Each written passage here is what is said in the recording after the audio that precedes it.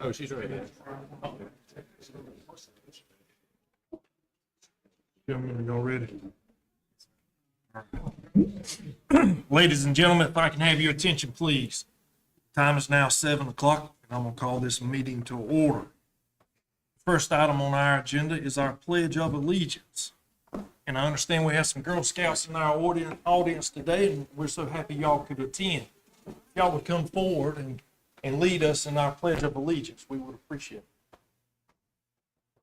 To the flag of the United States of America and to the republic for which it stands, one nation, under God, indivisible, with liberty and justice for all. Thank you. Thank you, girls. Y'all did a great job. Thank y'all for coming.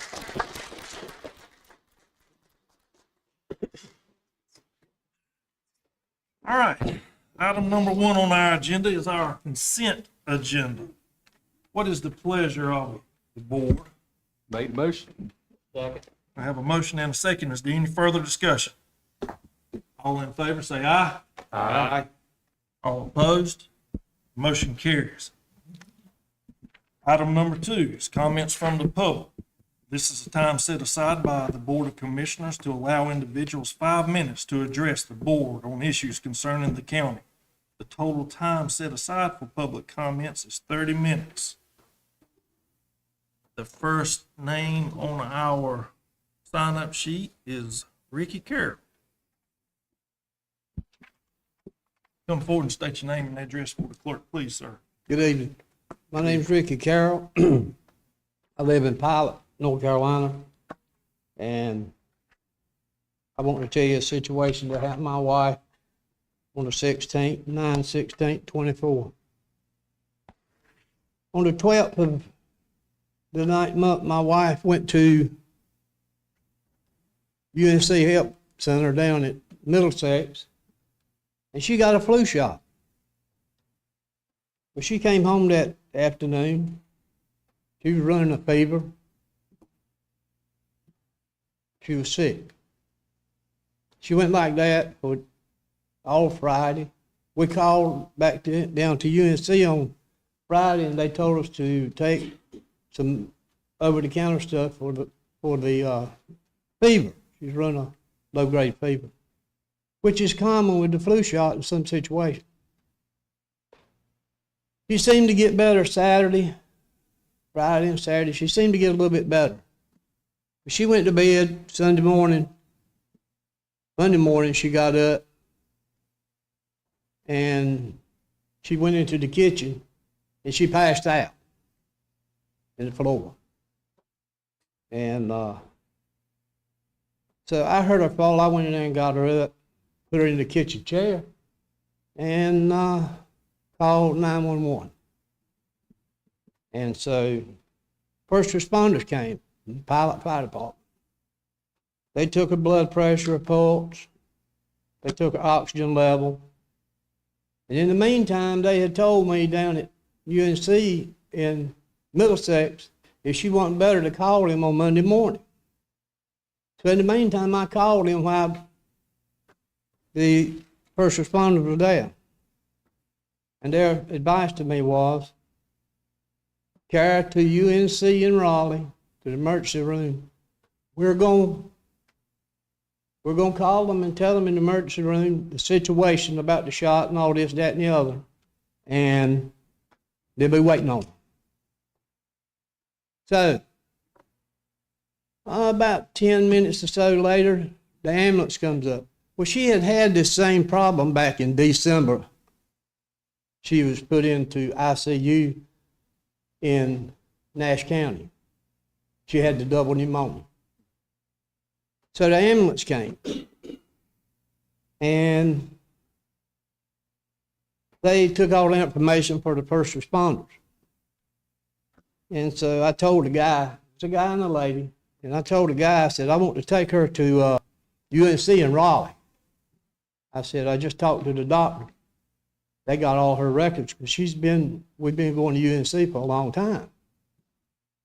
And he said, I can't hit where you want to go. You got to go to Wendell Falls. I said, Wendell Falls came in, admit people. I said, it's not much more than an urgent care, man. I said, my wife's in bad shape. He said, I can't help that. He said, we got to carry her to the nearest hospital. Her blood oxygen was in the 80s. Normal blood oxygen is from 95 to 100. When you go to running into trouble and doctors go to being concerned when it gets to 91 to 94, you know it's a problem. It's blood clot, something like that. What they didn't know was, back in my younger days, I used to be a EMT. I know the difference between emergency and a non-emergency. But to make a long story short, they took her to Wendell Falls. She laid in Wendell Falls for 6 hours. And they finally called the ambulance from Wake Med. They came and got her, special care unit. They carried her to Wake Med, and they put her in ICU, intensive care, put her in a coma, and put her on a ventilator. She stayed like that for 14 days. And now she's got brain damage. She had a stroke. And it's from lack of oxygen.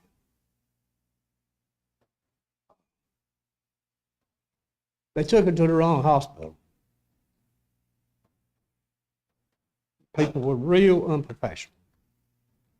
They carried her to the hospital as a non-emergency. No lights, no sight. I was following.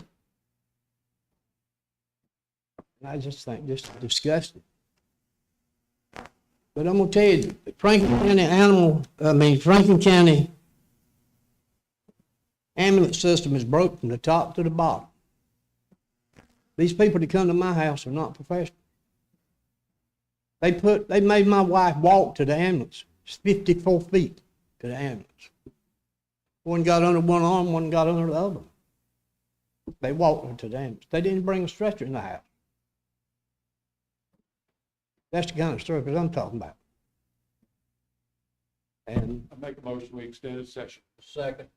and Motion's been made and second. All in favor say aye. All opposed? No. Motion carries. You can continue on, Mr. Carey. but I talked to the doctors at Wake Med, and all they would tell me was she went too long without oxygen. See it at Wendell Falls. They can't put you on life support. They don't have any anesthesiology there. They can't put you in a coma. They don't have the doctor. They have to take you to Wake Med if you get that kind of treatment. That's not that kind of hospital. It's a step above urgent care. And I just think it's ridiculous that my wife had to go through this.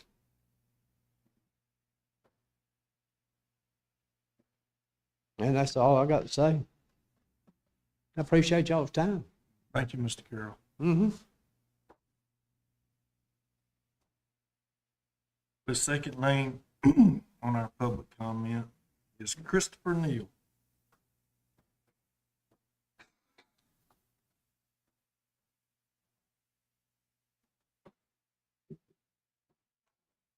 Chairman Bunn, Franklin County Commissioners, good evening. Good evening.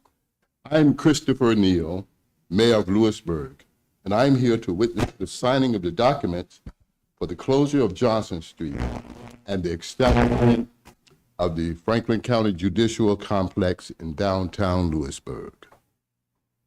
We are able to be at this moment in time only because of continuous and open lines of communication and negotiation.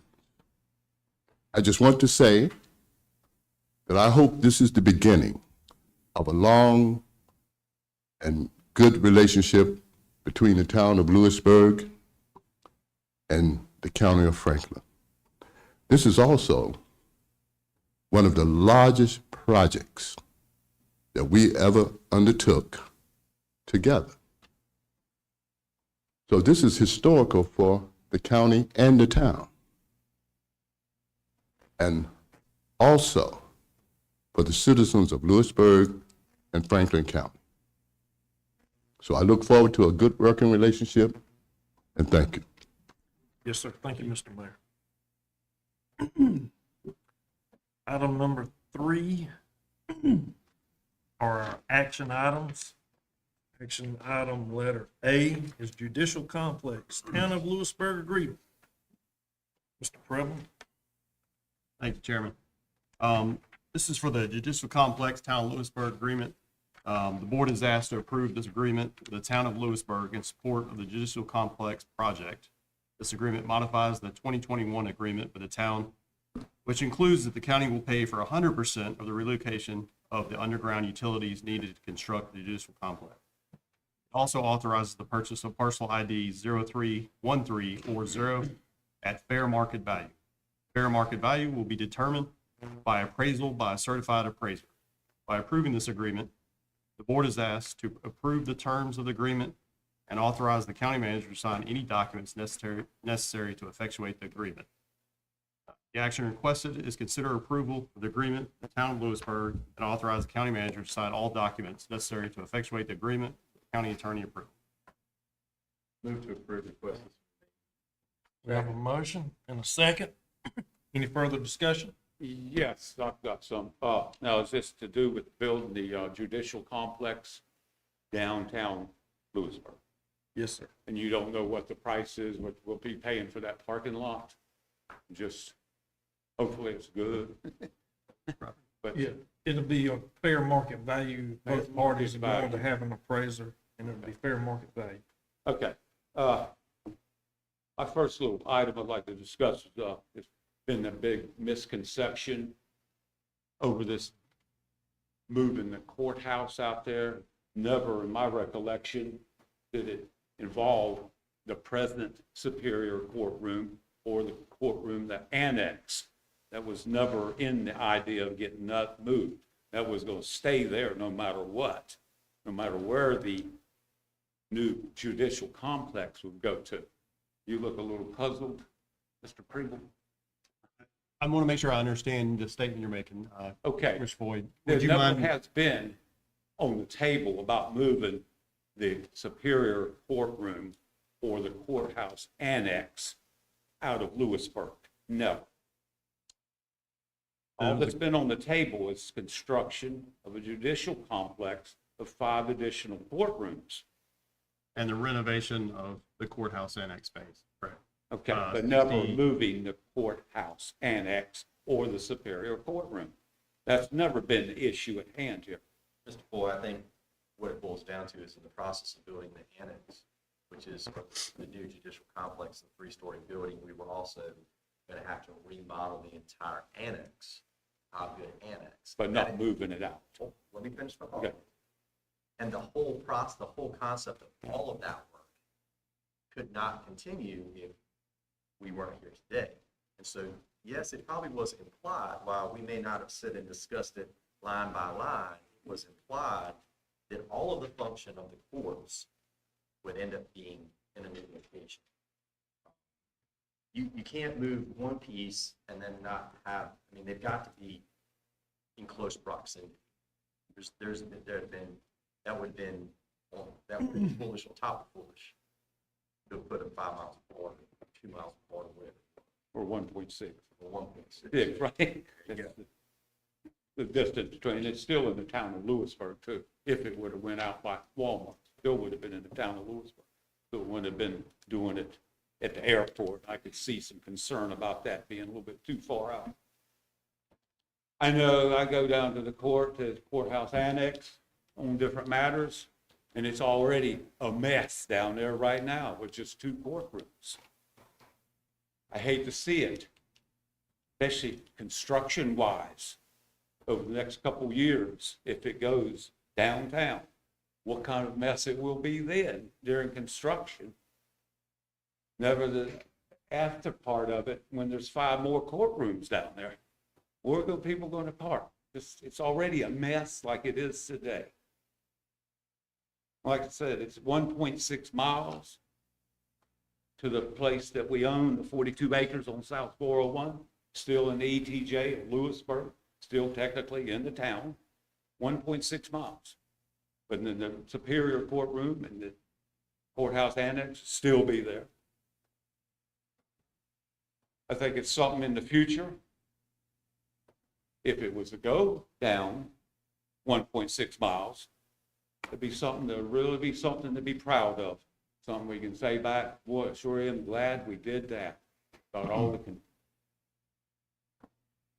mess with parking and overloading, just everything. And if we keep it downtown, do the judicial complex downtown, we'll regret it. I think we will, in years to come. It'll be a mistake. We'll always be sitting back, well, we should have moved it out of town where we had a lot more room to work with. Being down there 1.6 miles would even be good about future expansions. And if this goes in downtown, 5 additional courtrooms, it'll be packed enough. And in the future, we'll probably even need more courtrooms. I hope not, but the way things go. But that would be a good spot. It was built out there on South 401 to start with, would sure lead the way for more expansion. I just think that we'll have something to be proud of to get it out there. And if it stays in downtown, it'll be something we regret. Like the parking for one thing, and all the other tight for space down there. That's my opinion. Thank you, Mr. Boyd. Is there any other comments? Hearing none, we got a motion and a second. All in favor say aye. Aye. All opposed? No. Motion carries. Thank you, Mr. Mayor. Item number 4, appointments. At this time, we're going to do the chairman's appointments for 2025. I myself will serve on the Franklin Vance Warren Opportunity and the Workforce Developments. Mr. Foy, I have you on the Agent Advisory Board, Library Board, and the Car Area Transit System cards. Ms. Bragg, I have you on the Board of Health, the Cartar Rural Planning Organization, the Cartar Regional Council of Governments, and the Hospital Board. Mr. Shriver, I have you on the Economic Development Commission, Public Utilities Advisory Committee, Capital Area Metropolitan Planning Organization, and the Firefighters Association. Mr. Speed, I have you on the Franklin Vance Warren Opportunity, the Cartar Regional Economic Development Commission, Social Services Board, and the Value Board. Mr. Davis, I have you on the Public Utilities Advisory Committee and the Economic Development Commission. Mr. May, I have you on the Chamber of Commerce and the Public Utilities Advisory Committee. So at this time, I'll ask y'all to consider these appointments. Do we need a motion and a second on that? Make the motion. All right, we got a motion. Do we have a second? Second. Any further discussion? All in favor say aye. Aye. All opposed? Motion carries. All right, so letter B under appointments. The following appointments will be needed to certain advisory boards. The Airport Advisory Board. Mr. Speed, do you have your appointee for that? I'm not prepared to make that appointment tonight. Yes, sir. Mr. Shriver? What is it? This would be the Airport Advisory Board. Frank Donovan. Okay. Mr. Davis? John Allers. Okay. Mr. May? Larry Glenn. Yes, sir. All right. Can we do them all in one motion? All right, so we need a motion to make these appointments so. Motion made, second. Second. All in favor, say aye. Aye. All opposed, motion carries.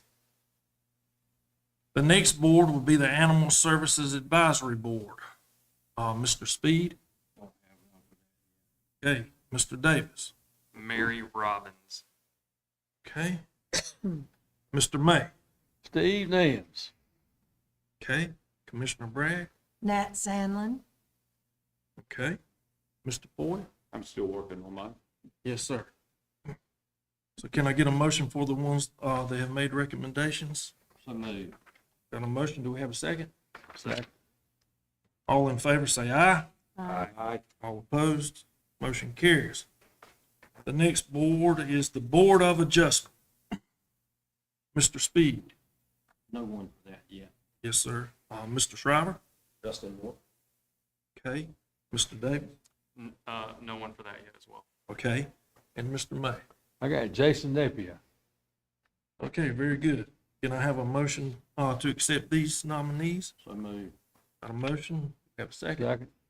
Motion is made and second. All in favor, say aye. Aye. All opposed, motion carries. All right, the next one is the Planning Board. Mr. Speed? Kelly Harris. Kelly Harris. Okay. Mr. Shriver? William Holman. Okay. Mr. Davis? No one yet. Okay, and myself, I'm still working on mine as well. All right, so I need a motion for these people. Me. I got a motion and a second. Second. All in favor, say aye. Aye. All opposed, motion carries. All right, the Tourism Development Authority. Mr. Speed. Okay, Mr. Shriver. Melissa Cagliari. Okay, Mr. Davis. Neil Bagatz. Okay, Commissioner May. David Dunn. You said Dunn, not Bun, right? No. All right. Yeah, David Bunn. Congratulations. Ms. Bragg. Ginger Pugh, All right. Can we have a motion to accept these nominees? Motion made. Can I have a second? All right, all in favor, say aye. Aye. All opposed? Motion carries. Thank you all for that. All right. Item C is the Fireman's Relief Fund Board of Trustees, White Level Fire District. The board is asked to consider appointing Johnny Height and Christopher House to the Fireman's Relief Fund Board of Trustees for White Level Fire District. Pursuant NCGS 58-84-30, each county deriving benefits from the provisions of this article shall appoint a local board of trustees, known as the trustees of the local firefighters relief fund, to be composed of 5 members, 2 of whom shall be elected by the members of the local fire department who are qualified as beneficiaries of such fund, 2 of whom shall be elected by the mayor and board, alderman, or other local governing body, and 1 of whom shall be named by the state fire marshal. Appointees made by the local governing body shall be residents of the fire districts and serve at the pleasure of the governing body. There is no term limit for the fire relief board members. So the action requested is to consider approving Johnny Height and Christopher House to the White Level Fire District Fireman's Relief Fund Board of Trustees. Second. Got a motion and a second. All in favor, say aye. Aye. All opposed, motion carries. Whew, that was a mouthful. Letter D, Vance Granville Community College Board of Trustees. In accordance with NCGS 115D-12, the board is asked to appoint a trustee, a county commissioner, to the Vance Granville Community College Board of Trustees. Trustees have authority and accompanying responsibilities in the execution of governance and fiduciary responsibility to the college. At this time, I'll entertain a motion I'd like to nominate Michael Shriver to serve on that board. I second. Got a motion and a second. All in favor, say aye. Aye. All opposed? Motion carries. All right, item number 5 on our agenda is other business. Is there any other business that needs to be brought forward this board tonight? Hearing none, we'll move on to item number 6, which will be the board managers and clerk's comments. We will start with our clerk.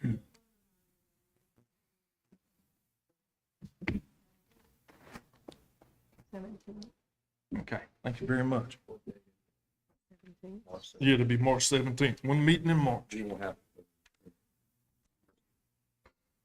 All right, Mr. Foy? I have nothing to report on. Okay, Mr. Davis, Nothing to report on. Mr. Shriver. I'd just like to comment, I appreciate the board's support and allowing me to serve as a board member for the Board of Trustees for Vance Graham Community College. It's a great honor and privilege to me as I'm a graduate of that school. I served as a student government president there for 2 years with Dr. Kern and the great staff that was there at the time. So it's going to be a real honor to be able to go back there. The board for allowing me. Very good. Commissioner May. Okay, I visited Franklin High School last Thursday to their state of the district meeting. And the mission and vision was to build a stronger community, one lifelong learner at a time. It was a great performance from Franklin High School chorus and other students. The great presentation by Dr. Schuler. His great snacks by the Franklin High School culinary department. Y'all ought to have been there. It was good. I felt very welcome there. I sure did. And when I left, the table was still full of food. That's on here. I don't know, you worked on it too. Okay, Commissioner Speed. No comment tonight. Commissioner Bragg. Yes, I thought I bought the paper for Barbara, but I didn't. Anyway, I went, I did visit the property where we spent almost 4 hours, or was it longer, at the last meeting. I did go and visit that property, and I'd encourage any of you to go over there because you will see, it will be eye-opening. In a good way or bad way? I saw things that were a lot different from what we were told. A lot different. For better or worse? Well, one example is the residents told us that that all the land was cleared and the map wasn't correct. Well, the map that they showed up, the best I can tell, was very correct. There's about 20 of the 48 acres cleared. And when we talked about bordering grass around the outside, there's actually, when you drive in, a pasture over here and a pasture over here with grass in it on the edges of the property. And nice pastures too, with grass growing in them. No pond. There's a pond in the middle of the property that the guy has built. So, and I go on, but I'm not. Y'all need to go over and see these things because I was like, oh my God. I can tell you, anytime, my promise is anytime we have any of these hearings or anything like this and it's involving property, I will never vote on it until I go out and look at it with my own eyes. I will always go and look at it from now on because we made a mistake by not looking. What we said and what we did, I agree with everything that we all the stipulations and everything that we put on it. I agree with all of the things we did. However, I don't, now I know that what we were told was not all true. So I, for one, will go in and eyeball these things myself before I make any decisions on that stuff. Even though, and I thank God we did make the right decisions. So, other things, I had a health board meeting. It was a great meeting, the health board. They're doing real good, but they do have problems with staffing. They've got staff positions. Nurses are hard to come by. Inspectors are hard to come by.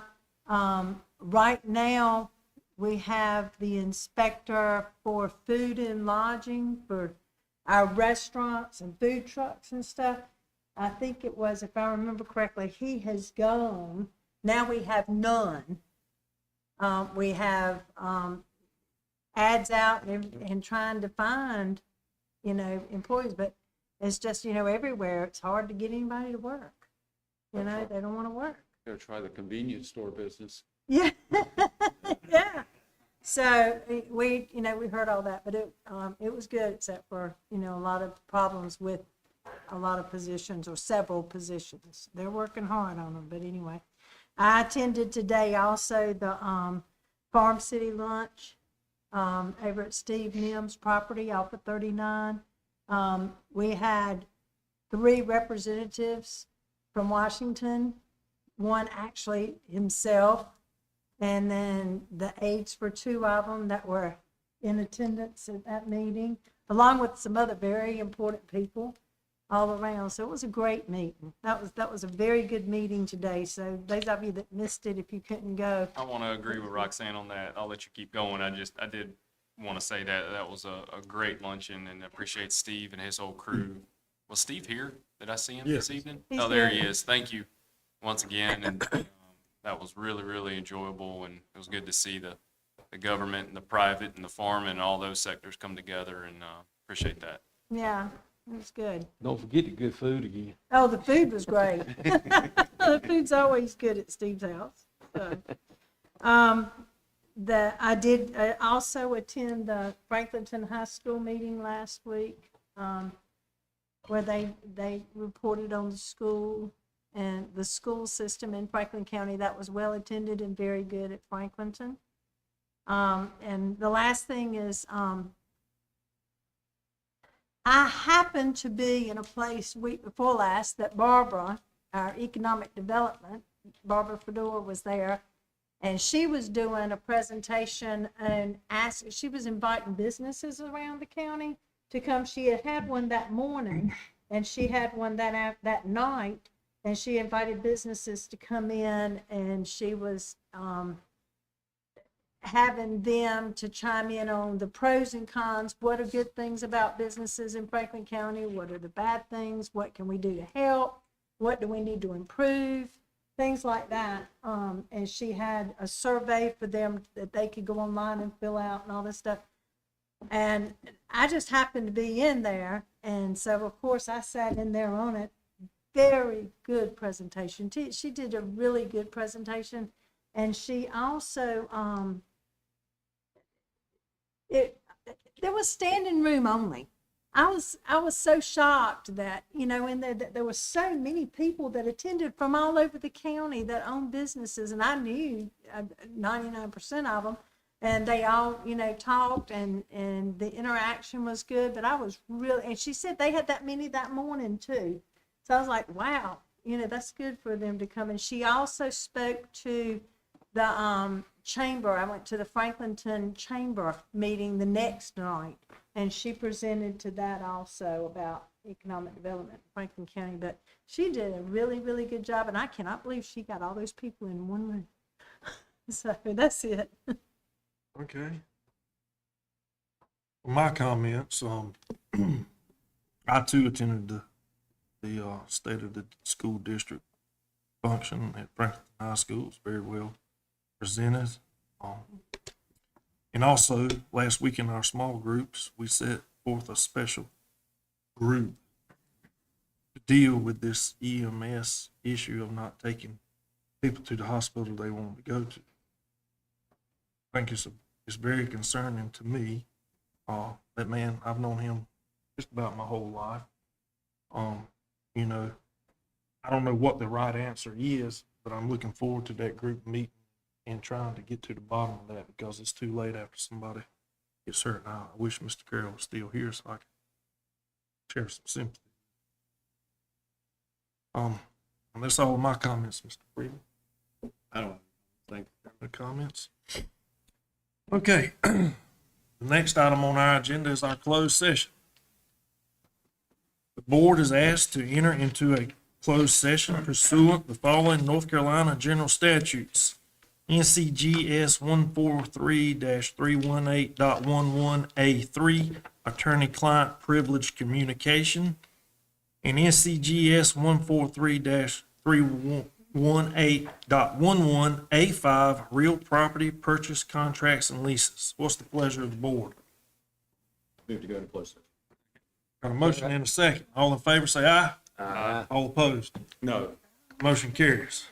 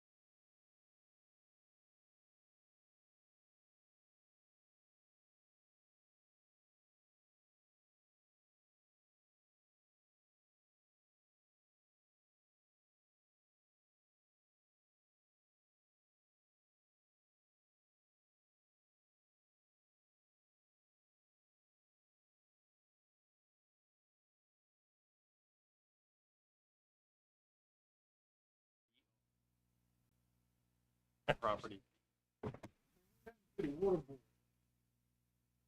The what? Portable. Never go back, it's always. Portable man. Oh, please don't. Don't come out of closed. We got a motion. Do we have a second? Second. All in favor say aye. Aye. Move to adjourn. Second. Motion made and second. All in favor say aye. Meeting adjourned.